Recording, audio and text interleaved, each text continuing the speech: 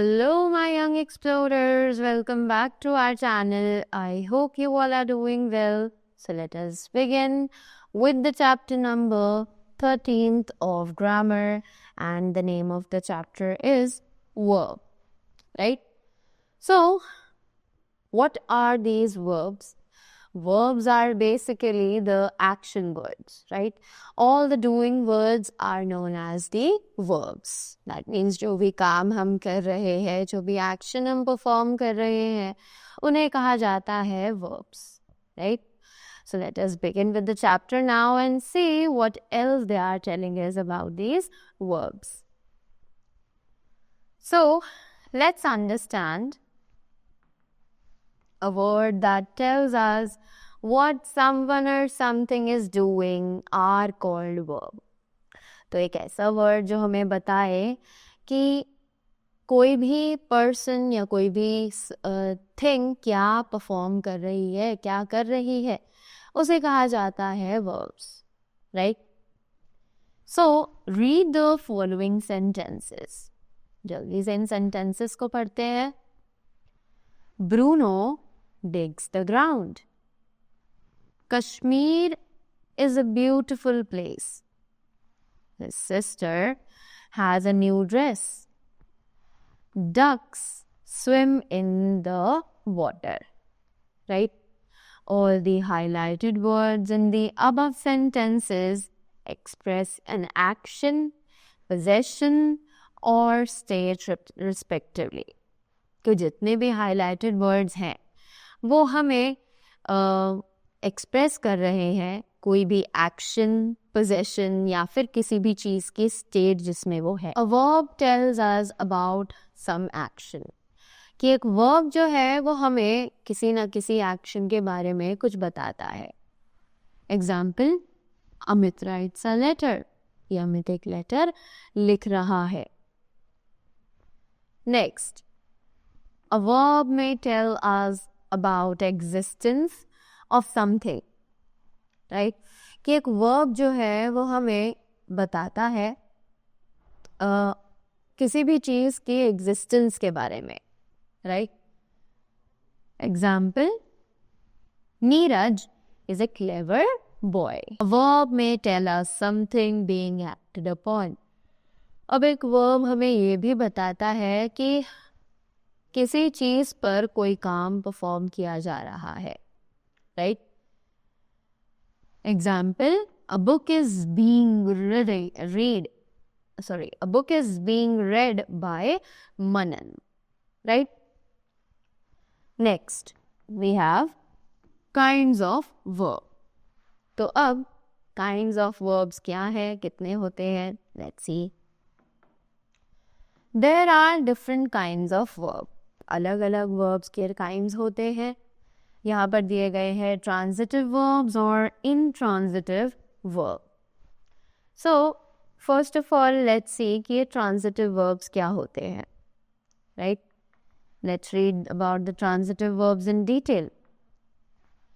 Verb that require objects to complete their meaning are called transitive verbs. ऐसे verbs जिन्हें objects की ज़रूरत होती है ताकि वो अपना मीनिंग कंप्लीट कर सके, उन्हें कहा जाता है ट्रांजिटिव वर्ब्स, राइट? जैसे कि एग्जाम्पल्स हैं, she wrote a letter to her mother. Riya plays badminton in the evening. Rajat ate apples. Correct? If we ask questions about the above sentences, like what did she write? What does Riya play? What did Rajat eat? Right? तो जब हम questions पूछे, right, इन सभी sentences के जो हमने ऊपर लिखे हैं कि what did she write? उसने क्या लिखा? Right? What does Riya play? रिया क्या खेलती है? What did Rajat eat?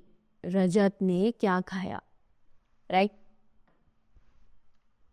So we get answers, letter, badminton and apples. तो हमें आंसर मिल जाता है जैसे कि लेटर, बैडमिंटन और apples. Transitive verbs do not convey a complete meaning by themselves, कि ट्रांजिटिव वर्ब्स अपने आप से कंप्लीट मीनिंग कन्वे नहीं कर सकती हैं। If we add objects to these verbs, the meaning becomes complete. अगर हम objects add करें इन सभी verbs में, तब वो meaning complete होता है। Example, the Prime Minister called.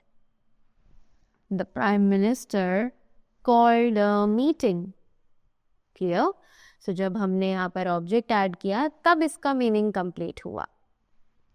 So, a transitive verb tells us about an action that passes on to a noun or a pronoun. कि एक transitive verb हमें बताते हैं एक action के बारे में जो कि pass on किया जाता है एक noun के पास या फिर एक pronoun के पास. It does not stop with the subject. कि ये subject के साथ नहीं रुकता है. Anything that the action passes over is called the object of the verb. कोई भी चीज जो कि एक्शन पास करती है उसे कहा जाता है ऑब्जेक्ट ऑफ द वर्ब। जहां पर भी एक एक्शन पास ऑन किया जाए किसी दूसरे ऑब्जेक्ट पर, तब वो ट्रांजिटिव वर्ब कहलाती है। When the verb in a sentence has an object, it is said to be a transitive verb. एक वर्ब के पास एक सेंटेंस में जब ऑब्जेक्ट होता है तब उसे एक ट्रांजिटिव वर्ब कहा जाता है, right? Now moving ahead, the next thing that we have is intransitive verb. अब ये इनट्रांजिटिव वर्ब क्या होता है? So verb that do not require objects to complete their meaning are called intransitive verbs. ऐसी verbs जिन्हें अपना meaning पूरा करने के लिए किसी भी ऑब्जेक्ट की रिक्वायरमेंट नहीं होती है, वो सभी intransitive verbs कहलाती हैं। जैसे कि एग्जाम्पल्स हैं, the dog barks, the baby sleeps, Aditya laughs, right? So all the highlighted words in the sentences make complete sense by themselves. तो जितने भी highlighted words हैं इन sentences में, ये complete sense बनाते हैं खुद से ही। इन्हें किसी भी object की requirement नहीं होती है। They do not require objects to complete their sense. Right? किसी भी object की requirement नहीं होती है अपना meaning पूरा करने के लिए। Examples, they are reading seriously. She was writing. Next thing that we have,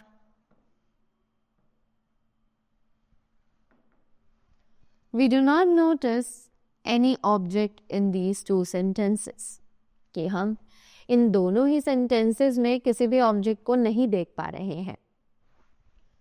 If we ask what are they reading, अगर हम पूछें कि वो क्या पढ़ रहे हैं, what was she writing, वो क्या लिख रही थी, we do not get any answer. हमें कोई भी आंसर नहीं मिलता है, right? In such sentences where the verb does not have any object, the verbs are said to be intransitive. ऐसे sentences जहाँ पर verb के पास कोई भी object नहीं होता है, उन verbs को intransitive verbs कहा जाता है, right? Now, next thing that we have is verbs of incomplete predication, right? तो अब बात की जाए verbs of incomplete predication के बारे में। So, they say, read the following sentences. जल्दी से इन sentences को पढ़ते हैं, right? Birds fly. The girl seems nice. Correct? So, in these sentences, the verbs fly and seems are intransitive verbs.